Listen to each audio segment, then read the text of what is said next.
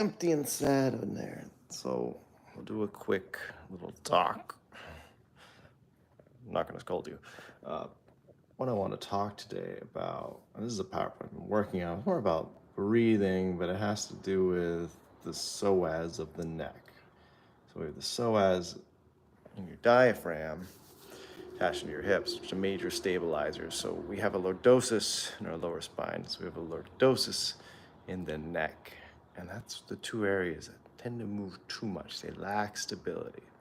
That's what we're trying to work on here. So what is the psoas in the neck? And that's probably a broader topic, hence the PowerPoint. So that will come soon. But yes, there is a chain of muscles that mimic what the psoas does in the low back and that we have in the neck here.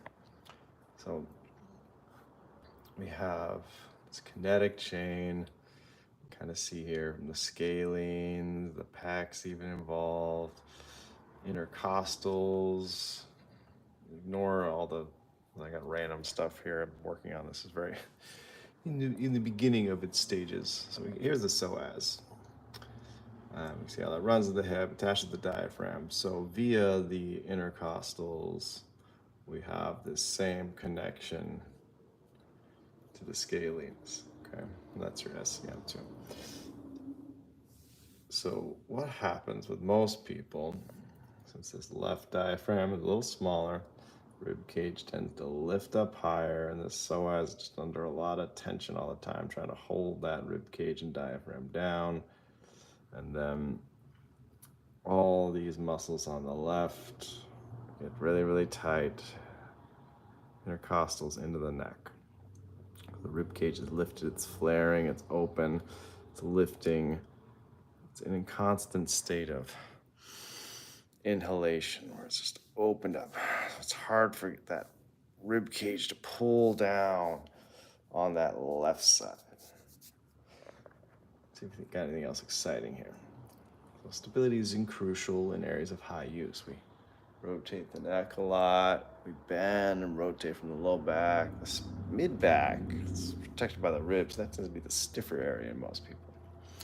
And it's usually not the whole lumbar spine, the upper lumbar spine, because it's close to the diaphragm. It's tend to be a little more stiff. Same with the neck. The neck is, the low back is actually more consistent. The neck is all over the place as far as what is out of place. The pelvis, it's really just one or two things that are the problem. So pulling that lordosis in here. So let's see those muscles again. There's the front of the neck. So if we have one side pulling harder than the other, we'll have a twist. Or if there's just a lack of tone, we'll see a flattening in the spine, just like we'll see a flattening in the neck. So we're trying to maintain that neutral spine position. All right, so let's get into it. Let's get into it. Need some tea, get that dry throat. Okay, to the gym. Somebody's gonna work out today. And it's you, Phil. You're not Phil, you're Billy. Oh, I miss Phil in Colorado. You'll just never live up to him. Just kidding, you're better. So,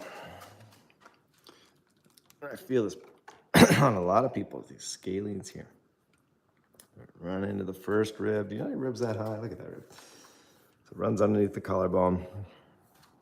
And these scalenes, they go down to rib 1, rib 2. And then we got the pec minors, always very tight on the left side. What is that doing? It's turning that shoulder in. And then all these muscles here, those rib cages lifted up. The diaphragm is just smaller on the left than the right. On everybody. Maybe not everybody, but pretty much everybody. So I'll see, especially when they breathe, this will come up on the inhale, it'll up and open. So the transverse abdominis muscle attaches here.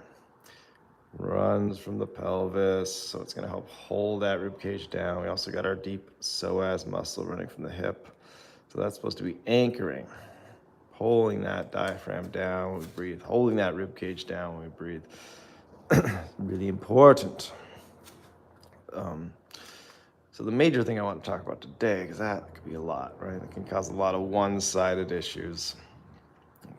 The best thing we can do is think about, yes, stabilizing the low back, but also the neck. A lot of people like to hinge right here. So the scalenes are attaching it through here. They don't go all the way up. So C5 right here tends to do a lot of this hinging motion. Or the chin will jut. I can't really do it to Billy. He's pretty stiff. But this will happen. People will deadlift, and the neck does that. It's hinging at this C5 level. Why is that important? We have these muscles run all the way from here to here. You'll see all this white stuff. I'll show you on the muscle chart. All this white stuff that helps force close the sacroiliac joints. If you're getting pain here, it could be because of how your neck is not holding its position during things like the deadlift. And you're like, well, I don't work out, Dr. Klein, is still a pain. You're deadlifting all day long. Every time you bend to pick something up off the ground, that's a deadlift, all right? When you're supposed to be going from your hips, if you're just hinging from your hips, most people, they bend from their back. So what happens is all this motion's happening here, and these joints are flaring open. Sometimes that happens in the squat too, in a bad squat. And then a lot of that could be from the neck. So if the neck is pulling up, pulling long, it's gonna think, close these down, and we'll work through this idea. Pulls, locks this into place, helps stiffen. We're stiffening here, we're stiffening here, forcing the motion at the hips, helping the shoulders too. The other thing we'll see with that rib cage flaring open like that is thoracic extension right here. Again, Billy does not like to extend. It's very stiff. He's a stiff spine. But just like the neck, where it's hinging, we're doing that. I'm working on my shoulder. My shoulder's hitting the wall here. My spine will do this little thing with the ribs lift. And then I have more shoulder mobility, but really not, because when I put my sternum back down, shoulder's there. So it's helping, but it's really not true shoulder movement. The shoulder didn't move there. That's the spine. So that all breaks down together. Let's just quickly take a look at this thoracolumbar fascia right here. So you can see how the traps run all the way up. And they insert down there, that's your lats. But deep below this, there's just a chain of muscles. Still fascia. There's a second layer that inserts in it. I think you can see them there. I remember them as I love spines.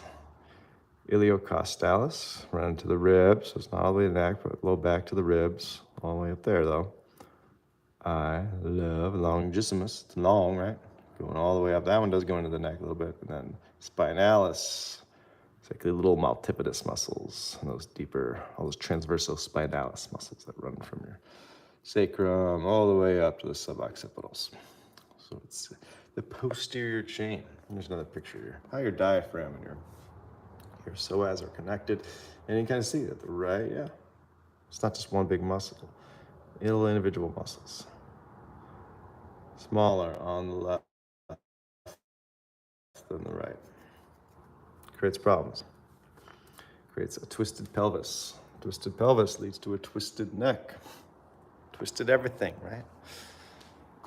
So that's kind of a downer for a Tuesday morning. And you're like, I'm twisted all the time, I don't know what to do about it. We just need to work on lengthening, decompression. Everything else will follow. So join me. Let's go over here. Hoo-wah. On my tripod today, of course. I thought, I'm like, surely people will come and work out with me. Let's see if we can set this up here somewhere. Who needs a tripod? There we go. Can you see the kettlebell? B1 with the kettlebell. I don't want to beat a dead horse because we did this. I've done this 3 times now. But let's think about the neck. So Saturday, there was one thing that we did that I liked. Just one thing. Which was taking that kettlebell putting that handle right there on your stomach. So now I can think about pushing my head back. I'm locking my spine against that kettlebell. It's giving me a little bit of feedback. Pulling that chin in, stiffening that whole spine, the neck down to the back. So when we do something like a deadlift, that's what we want to think about. We want that breath there. Now here, my arms up, my ribs could start lifting. So we want to maybe just round a little bit. Tighten your stomach. That'll hold those ribs down. Tightening. Keep that stomach stiff. Don't let those ribs flare too much. Don't let your back arch too much to get that kettlebell. See that? How the ribs are thrusting forward. It's okay to round your back a little bit. Tighten that stomach. Then get tall and push your head back. I got my head pushing into that, so when I do hinge, it's pretty much we call it good morning. It's a deadlift, hinging, locking my neck into that kettlebell handle, coming back, finding the stretch of the back of the legs, back up. Let's time that with the breath.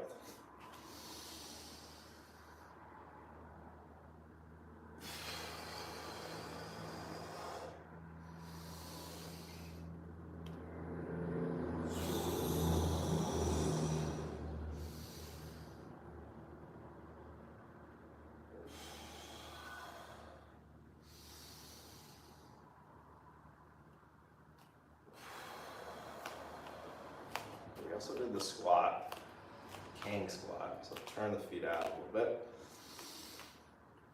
Can't hinge as much when the feet are turned out, the hips won't allow it. So stiffen the back, just a little hinge, pulling the hips back. Then we open up the knees for the squat.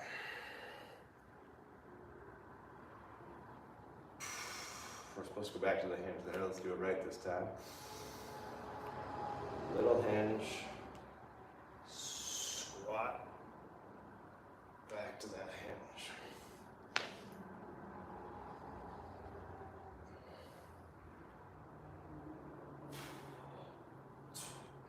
All right, let's try that without the kettlebell. Loosens up the arms nice though. Whew. Patient the other day. That's great, I don't have a lot of time with people. It does come off like a jerk sometimes. You're talking about that, because I could really see it on his left, like crazy. He's just not listening.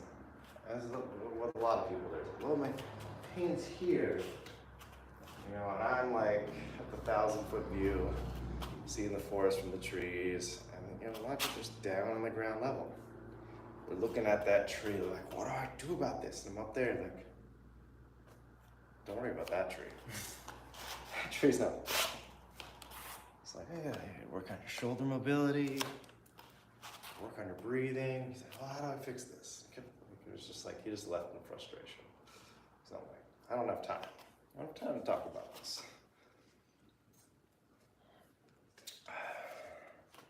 It's a process. That's why this is annoying for a lot of you guys. It's a process. But you gotta learn about your body. And it starts with just working on everything as well, right? So we did some gorilla lifts. Let's do a nice foundation training forward fold. And that's fine. Let's just focus fully, not fully, but a lot on the neck. Think about that concept, that thoracolumbar fascia, those are spinal erectors. Pull that back of the head up. You could feel it. Let's just do it in a standing position here. Think about what we just did with the kettlebell. Just imaginary kettlebell there. You're pulling that chin back. I can feel it. I feel like this wrapping sensations. Feel good. It feels like it's closing my SI joints down. How the pelvis fits around that sacrum. Locks and protects. call it a keystone, right? Sacrum fits it like a keystone on top of an arch. But if those stones are loose, the keystone can fall right through it, right? So that's a problem. Not your sacrum's gonna fall out of the bottom of your spine, but you want the right muscles pulling it, locking it into place. You should feel very secure when we get here. It's a decompression stance. Pulling the back of my head up, pull my chin in. Feels good in the low back. Now people can find this, but then they lose it as soon as they bend. They start bending and the SI joints open up. We want to go from the hip sockets. That's the importance of the deadlift, even the squat. Do this in your car. Pull your back away from your seat. Just breathe. You're trying to reach the top of your head, the roof of your car.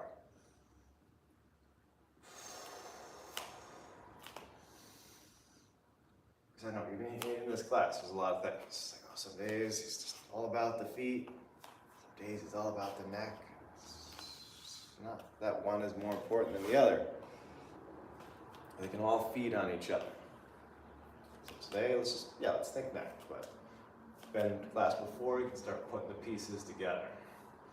Combine that neck. Yeah, sure. Think about your arches. Today, let's just focus on that idea of the neck.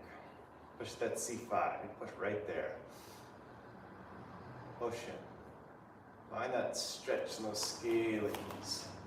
Like I said, the left side is very tight. Scalenes, the ribs, the pec minor. Getting this to open up. Feel that when we breathe. Don't let that rib cage lift. When you breathe, lock it down, tighten that down. These are the things you're going to carry on through all these little exercises. So yeah, if you want, you could think about tightening that left side even more than the right.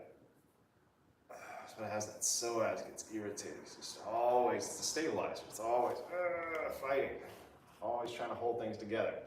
Same thing with the scalene.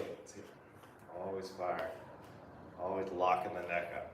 I go in there, adjust it, but it comes right back because stabilizers out the problems. Right? It's the big bullies, the big muscles. All right, so let's do forward fold. We'll repeat some of the moves we did from Saturday. It's a good little routine. Really thinking about that neck. Lock it, stiffen that spine up. It's not a big breath, it's a focused expansion. I'm focusing on what? Not letting this ribcage lift. Where am I focusing the expansion at? Wide into the back. Hinge, pull those hips back. Keep pulling that head back too. If you lost it, come back up. I lost it. Focusing on everything together. Spine nice and stiff.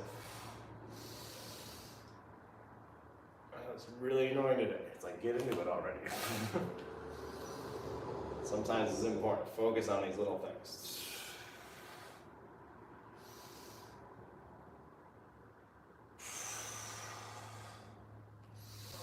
Let's hinge. Go in the long way. Pull those hips way back. Grabbing on the ground with their feet, pulling the head back. Reach hips away from hands. Pull your head and neck away from that sphere.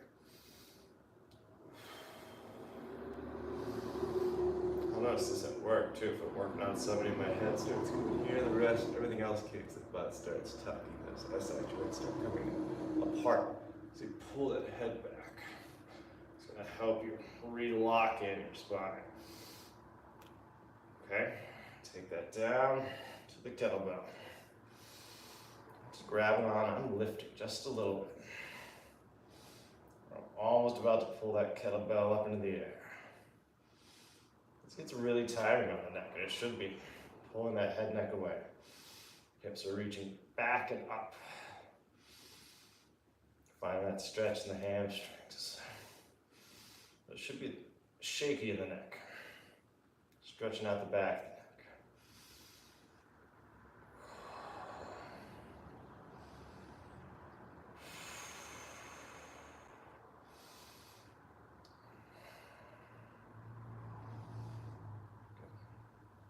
Go with that kettlebell.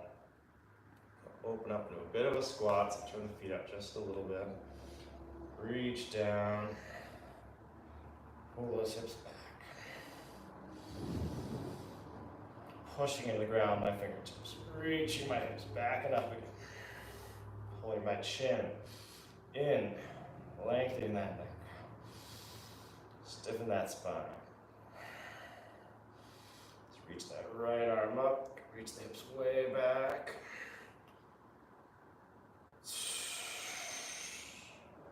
Left arm up.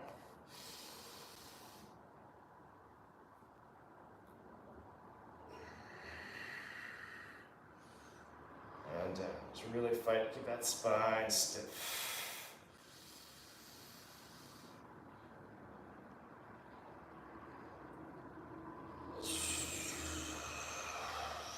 Left arm up.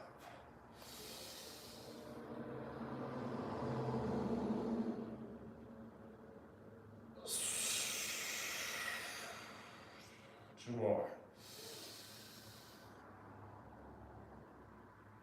Just feel like opening up all your mid-back. Strengthening your neck, strengthening your low back.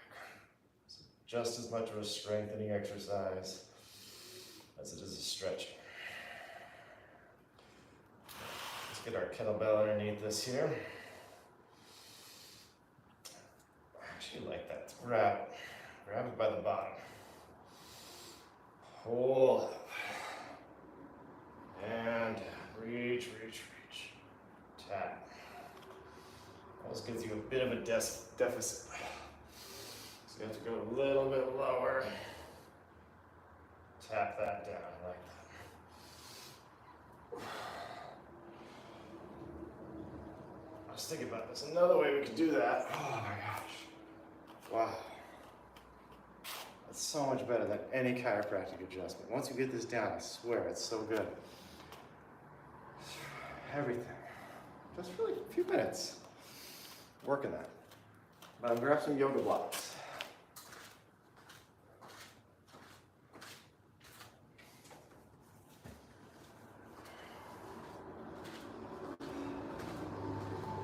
These little annoying things just make a big difference.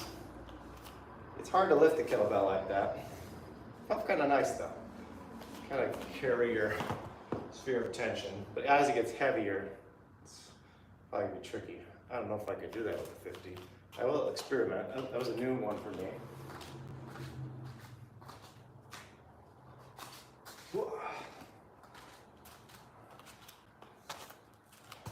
But I'll come back to that one. I like that. Just kind of came to me. But we'll do more like a sumo, so it's wide. So I'm gonna have to mess around with these. But now, got a good 2 inches here to drop. So I can get on my blocks, nice and wobbly. Do the same thing, stiffen that spine. Here's those hips back, opening up. You work on more of my glute squeeze now.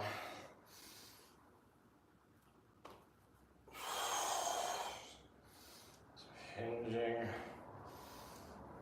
opening, stiffening that spine, tapping.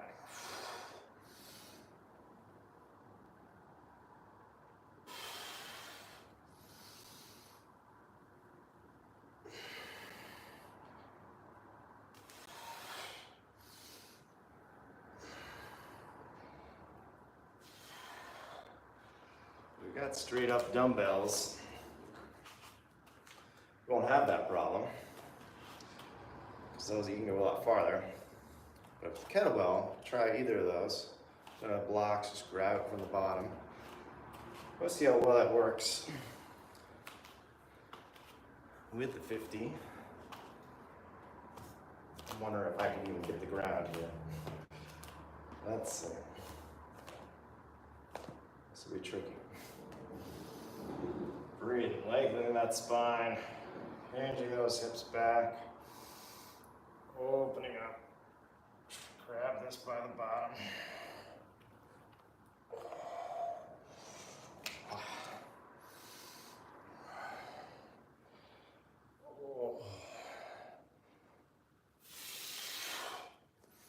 Can't quite get the ground.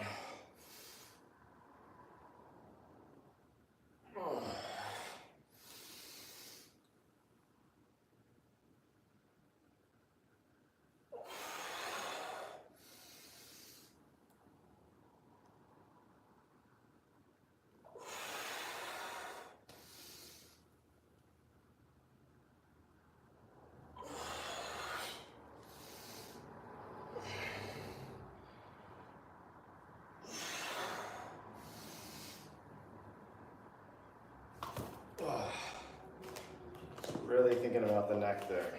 And everyone's neck's gonna look a little different. I have a lot of forward head translation just because of poor posture for a lot of years. And being a chiropractor does not help because everything is very turned in. A lot of video games. The head loves its positions, locking that back. It's a lot of work for me. And it's something I get over focused on everything else, forget about the neck. So it's nice just thinking about something simple, like a deadlift, working on the neck, because sometimes as you get into other things, same thing like a kettlebell swing. A lot of you guys are still learning the mechanics. Doing swings for a while, adding little pieces, like keeping that neutral neck curve. Even when we're doing swings, so do a few swings now. Going off the script, because we've done this already. We did this Saturday. Did the windmills and all that fun stuff. So, we did some swings too. So it was a little heavier than I had in the 53. Saturday I was just messing around with my 25. So, sometimes the more weight helps. Helps you lock in that spine, helps you stiffen it. It's too light, that's when your spine just isn't as much stiffness as you want. That's why I throw heavier kettlebells at some people sometimes. They're like, why do this to me? I love you. I want your spine to do better. It really does help. I notice the same thing with me. Especially like going up into the rack position, my head will do that. Little chin jut. If it's heavier, it's no, if that neck collapses, everything collapses. The whole body's pushing up against that weight, the whole spine lengthens. That's why it's so good for your joints. It's expansive decompression. And when we're dealing with kettlebells, it's really not that much, right? The heaviest one I got in this class is 53. For now. Food. Get some more donations in, yeah. I think if we get to 1,000, you guys can actually throw me some money on YouTube. It'd be nice. You know, something. For my 7 years of service. All right, let's shut up and do some swings. Stiffen that spine. Let's set up. I love going, let's do the dead stop. We're doing deadlift day, dead stop kettlebells. What I like about the dead stop is we're stopping after every swing, resetting, because I love the setup. Sometimes when I'm just in pain, like even if I have terrible form getting down to the kettlebell, I can usually get rid of most of that terrible form by just pulling my head back, pulling my hips back. So we don't have to approach it. It is nice though to approach it with a nice founder. Sit up here, chin back, breathe in, hinging. Reach back, go into your founder, pull that head back, stiffen that spine. There's a lot of little steps you can take just to get down there. And here, driving the ground away, stiffening the whole spine, reaching the hips back and up. So for the dead stop, We breathe in. Swing. Just really stiffening that spine the whole time. Then bring the hips back again. Loading those hips like springs. Stiffening that spine. Just remember that neck. That was sloppy. I didn't like that one.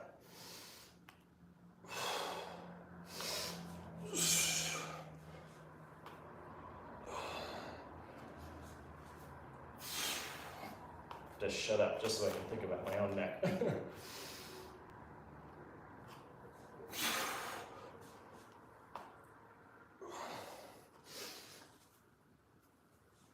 Let's try single hand. Same thing.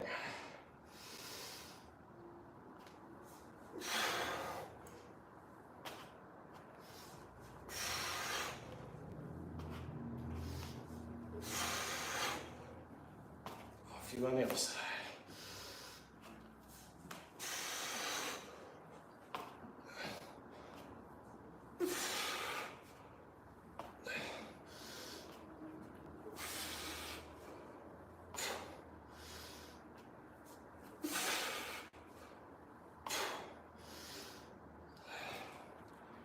So easy to let the neck go. It really is.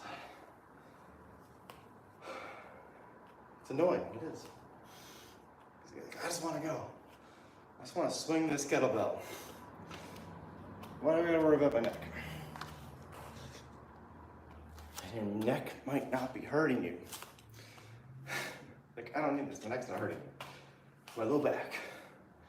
Just like that guy the other day.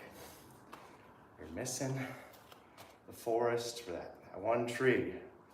Gosh, it's just that SI joint pain I got. Well, hopefully, me for the last 30 minutes has helped you understand that concept. Why we're setting up the neck here and being so anal about that. Whew. August, but like the chai, it's bringing in those fall feels for me. So let's power through 50. See what happens after 50. Move the glasses. They fly off my face. Feels like I can always breathe better once I take the glasses off. So 50. I'll give you this angle.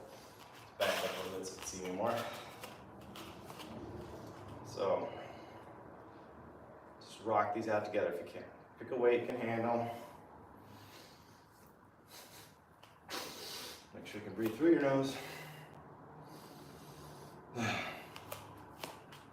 Quick setup.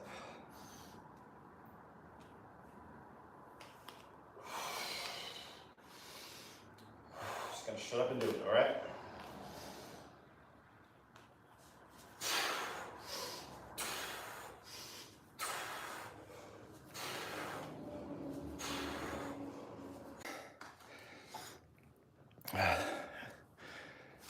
Because just getting rolling. Do some more.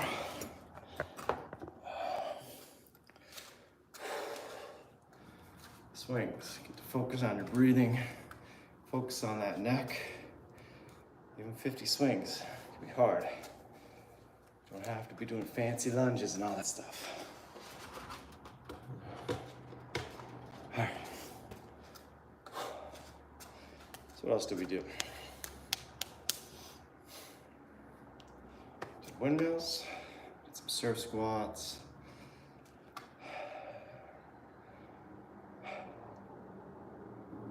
Let's take a break with some windmills. Sounds good.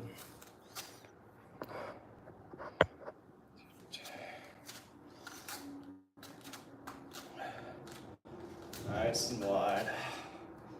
Remember, I think I showed it from this angle, so I'll give you this angle this time. Chin back.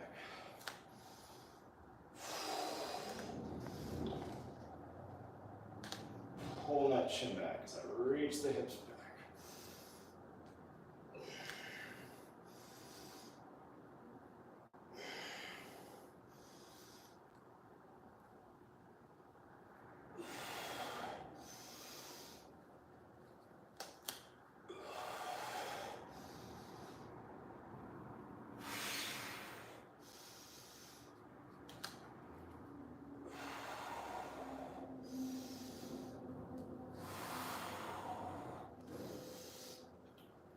Trace.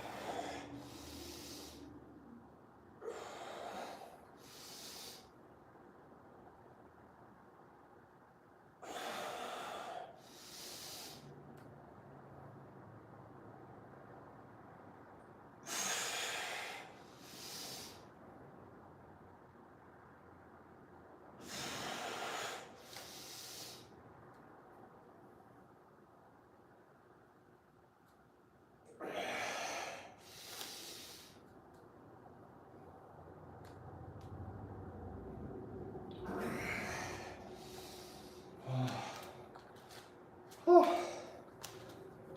So I did a couple on the reg because I felt that was way harder. This abs having to work a lot more.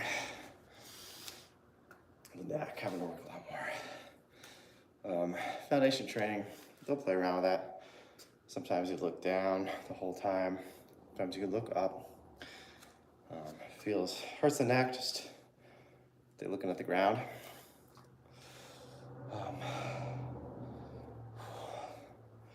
We need to hit some one-sided stuff, then we'll call it a morning.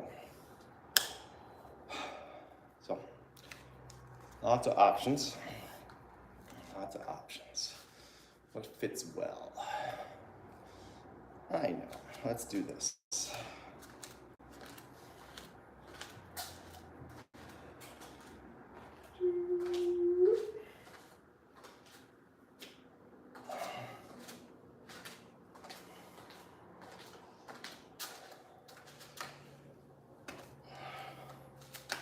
We're going to our B stance. I'll lower this down.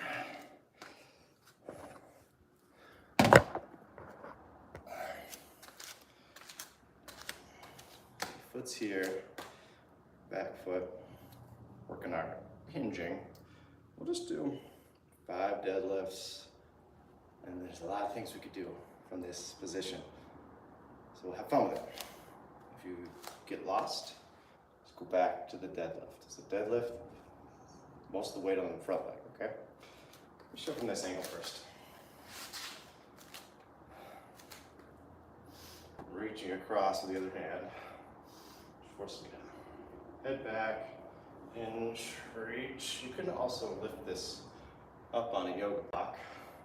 Just put that block underneath that kettlebell so you don't have to go as far.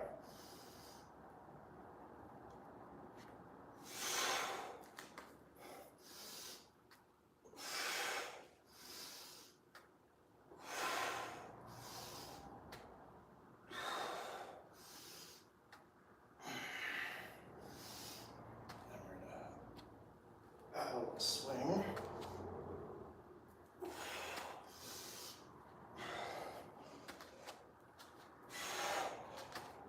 I'll show you from the other angle once we get this going. Now we can snatch it.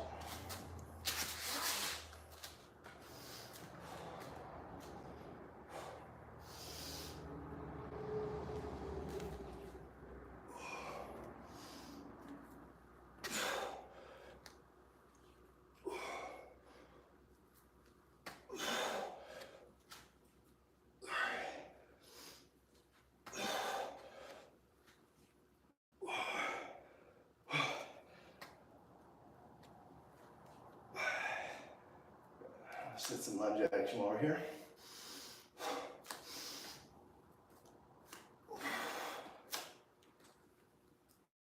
Let's do Stiffen that neck.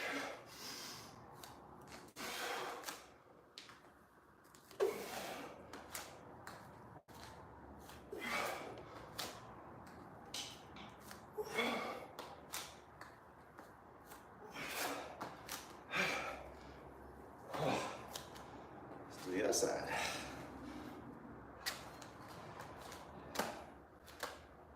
I know you're thinking, I'm gonna put this on my foot.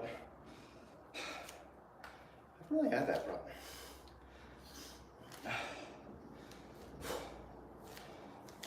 Take a second, be stance. We're not going long. Really close. Really close. Here. Foot, midfoot in line with the handle. If your heel's in line with the handle like I normally like it, then you might hit something. Head back, hinge.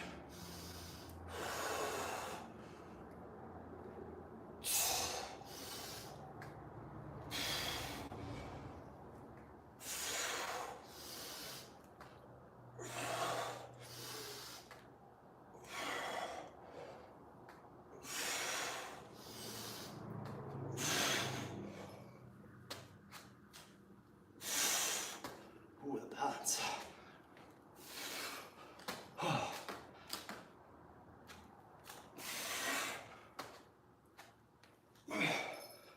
Now on the tougher side.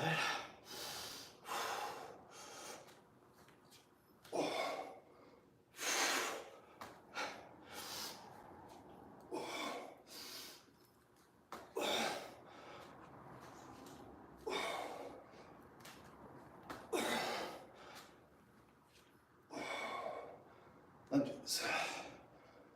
You can also open up like I got here. Save the grip a little.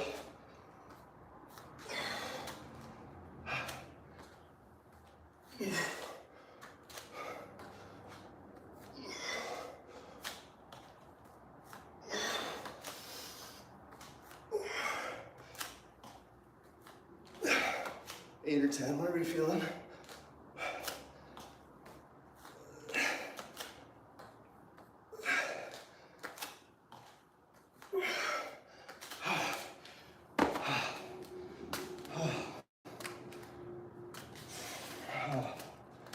Whew.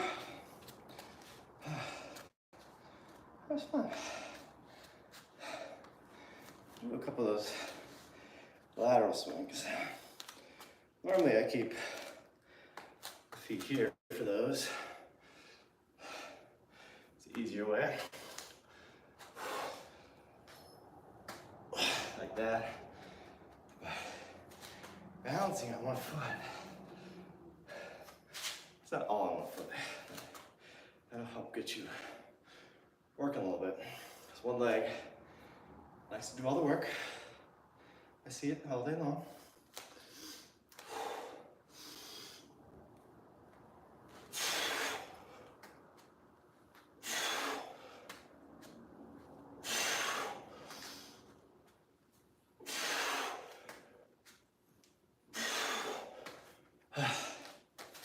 That side feels so much easier. I think it's because these left ab muscles, they gotta work. Tightening, reaching across that body.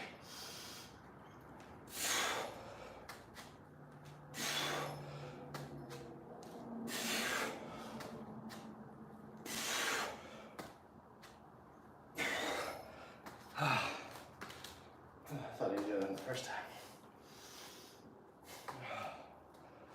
Whew. All right, boys and girls. That's all she wrote. Remember your neck. Work on the neck enough. You won't have to think about it as much. All right? But when you're warming up in your foundation training, at least think about it then. Cheers.